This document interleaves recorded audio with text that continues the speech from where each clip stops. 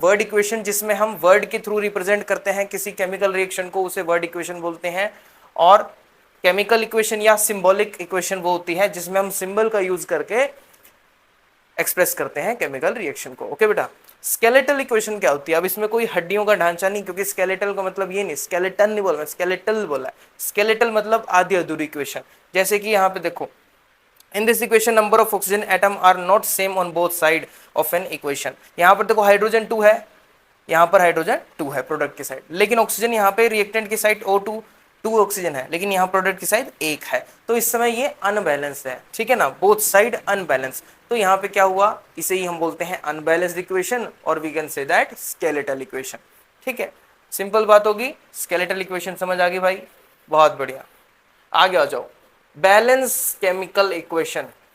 देखो अनबैलेंस तो हमें पता लग गया भाई, जिसमें number of atoms on reactant side is not equal to the number of atom on product side. ठीक है, अब आ जाओ क्या होता है balance. It has equal number of atom of different elements in the reactant and products are same.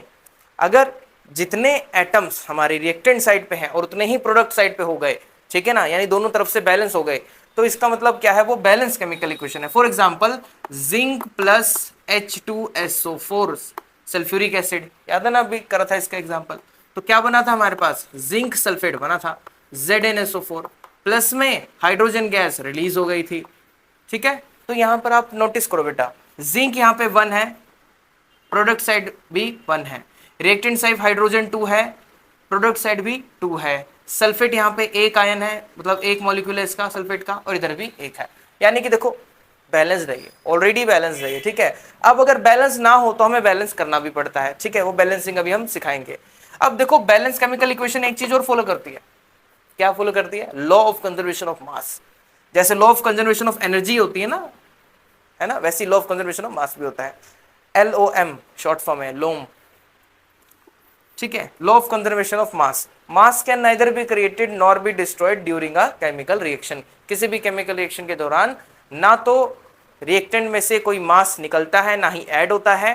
ठीक है, जो भी है प्रोडक्ट में जितना मास आएगा और रिएक्टेंट में जो होगा टोटल दोनों ही सेम होते हैं। मान लो कि अब मैं बोलूं इन दोनों का वेट 20 ग्राम है, तो वहां पर भी 20 ग्राम ही होगा। ठीक है, सो ये हमारा लॉ ऑफ कंजर्वेशन ऑफ मास था।